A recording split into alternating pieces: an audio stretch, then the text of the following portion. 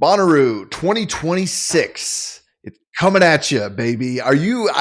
Dude, I don't know. I'm retired. I'll be honest with you. I'm like totally retired from music festivals. I think you're probably more likely to maybe do one where it's not, you don't have to like pitch a tent and like camp out for a few days, but you might go if it's like a couple nights in a city, like, Forecastle. I know you would attend those back in the day and stuff. So maybe you're a little bit more plugged into the festivals in general.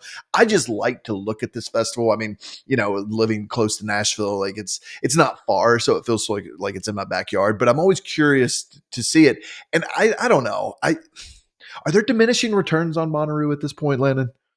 I don't know what's going on anymore. Like that's half me being like old man, like who are these kids? But at the same time, I don't who do they want to attend? Who do they expect? Are you trying to be something for everybody here? I mean, I don't know. Like again, I know I'm not as astute of a music listener and as I once were, but here, like I see a few names that pop out. Like I would love to see the Strokes. Like that's exciting. Wet Leg is cool. I see Little Yeah, John in there. I mean, why not? Few others here. Alabama Shakes, Passion Pit. Some of these Rainbow Kitten Surprise would be a lot of fun. yeah, But I'm looking at these headliners like, dude, I don't care. Who right, are these right. people? We're not their demographic, man. I think it's like they moved on to something else.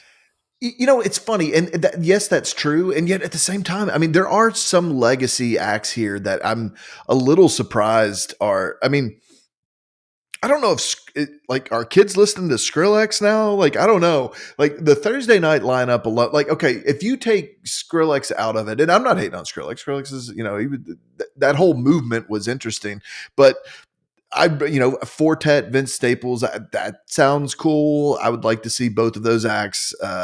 Yep. Both those guys are great. And so it's like you'll see, but that's how I look at this. I go through it and I see, okay, here's one out of this bunch, and it's usually further down in the small print. They got Geese buried in there. Yeah, I'd love to see them. That's That would be great. You mentioned Wet Leg. That would be super cool. But you kind of have to get down in there. And then you'll also see buried in there, like on Saturday, isn't it Saturday, where it's like, by the way, here's Blues Traveler. And it's yeah. like, who's that for? Yeah, Modest Mouse buried in the Sunday lineup there. Right. Yeah. Here's the thing, again, we're getting old, but I remember in 2003, you could just take this similar lineup and throw a Yeah. dart at it, and it was an amazing act or band or artist that was going to be there. We were I mean, there together. And we that were was the there. second ever Bonnaroo, right? Yeah, yeah, it And was, and it was hard. It was amazing, unforgettable. But the lineup, dude, it was remarkable. it was incredible. It was an incredible lineup, and and those were the first. Man, gosh, I feel like that second Bonnaroo was part of the reason I'm retired. Like it was so Yes. hot, I didn't sleep just because I'm not a good sleeper. And my co-host Josh is one of the more notorious snorers. It just wasn't going to happen for me. You know what I mean? Like sleep wasn't going to happen, and I was just a zombie by the end of it. But I remember how strong the lineup was. And you talk about knowing your demographic. They kind of knew. They kind of knew who. At that point, it was still the jam band thing was still very much in swing. But you also at that point we're starting to get into this sort of like there's a very specific indie music golden era that's like on Yeah. the verge of happening. And it was a great year for all of that. But Yeah. man, who do you I mean, remember? What was one that stood out for you that year? the my favorite of the entire 3-day weekend for us was the Flaming Lips. I mean, Yeah, Yoshimi had just come out. I mean, maybe a few months prior. It was a midnight show. We were dehydrated and zombies, like you said, but we were pumped for this.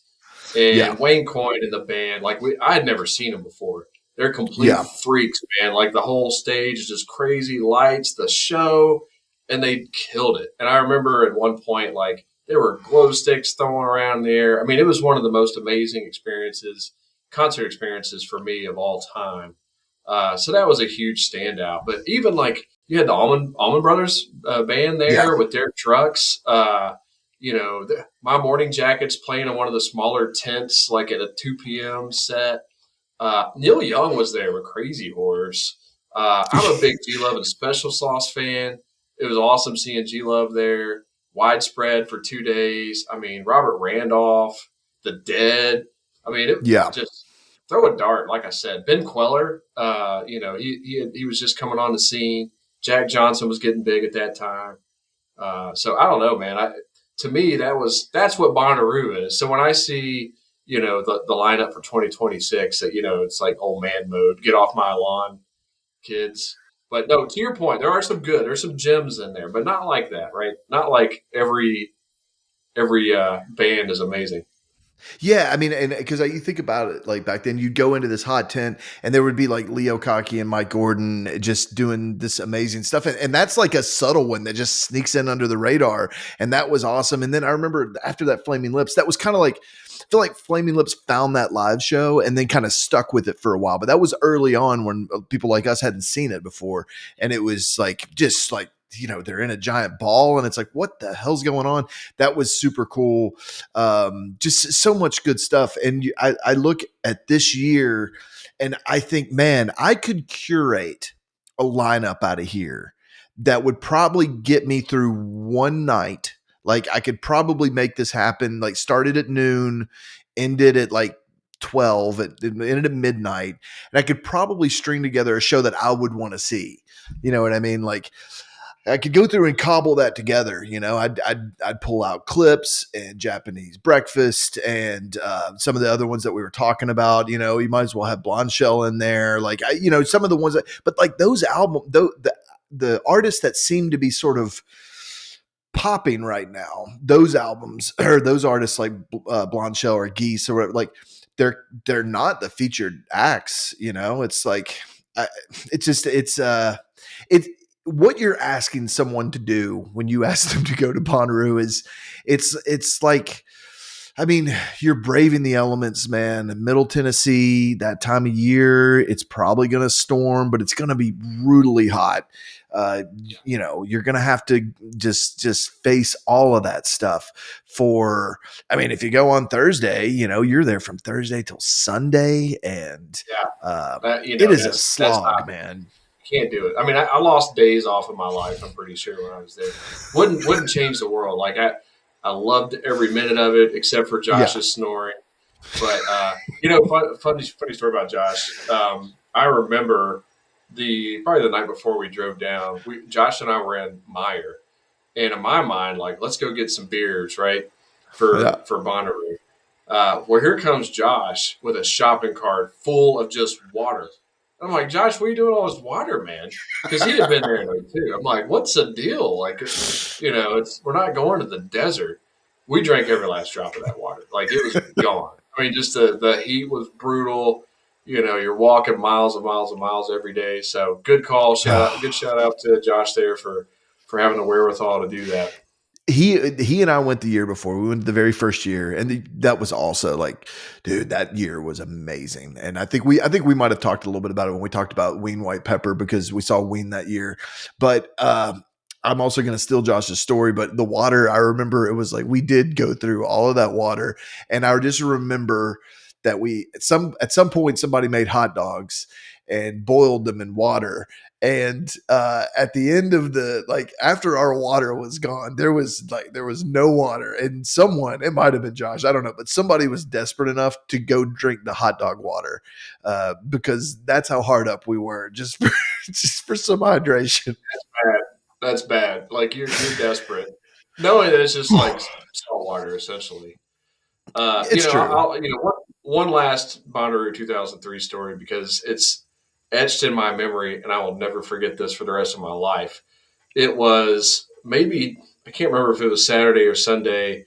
We were at the Widespread show, and we decided we're not fighting the crowd. We're in the very back, and I look up, and there is a person in a full body chicken costume, like not like Peter Griffin chicken guy, right? Like full. chicken costume, and he's just doing the widespread, dance, having a good time.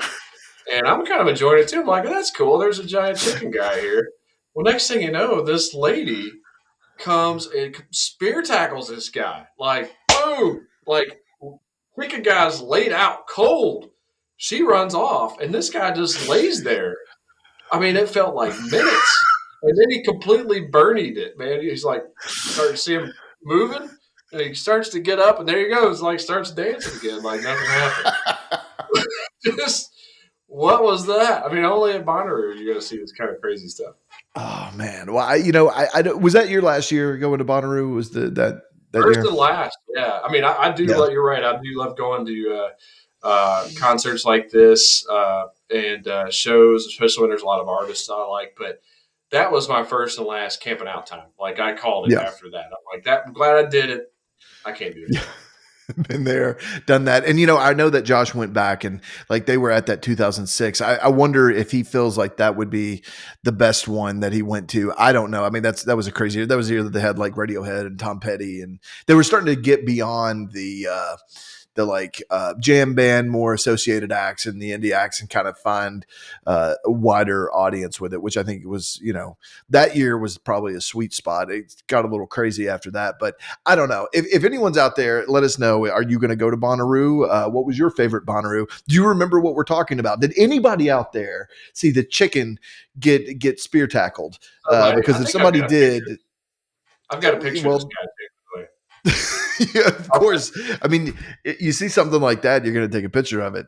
Yeah, So keep us posted on what you find, and if you enjoyed this conversation, like the video, follow the channel, and or if follow us out in podcast world if that's what you're into, buddy. Thanks for joining me, and I guess neither one of us are going to Bonnaroo, but that's okay. You're right. I don't think we're their target demographic anyway. yeah. Maybe not. Maybe next year. Yeah, maybe they'll come back around to the middle aged They'll men listen, in they'll listen to this podcast. 2027. Yeah, that's right.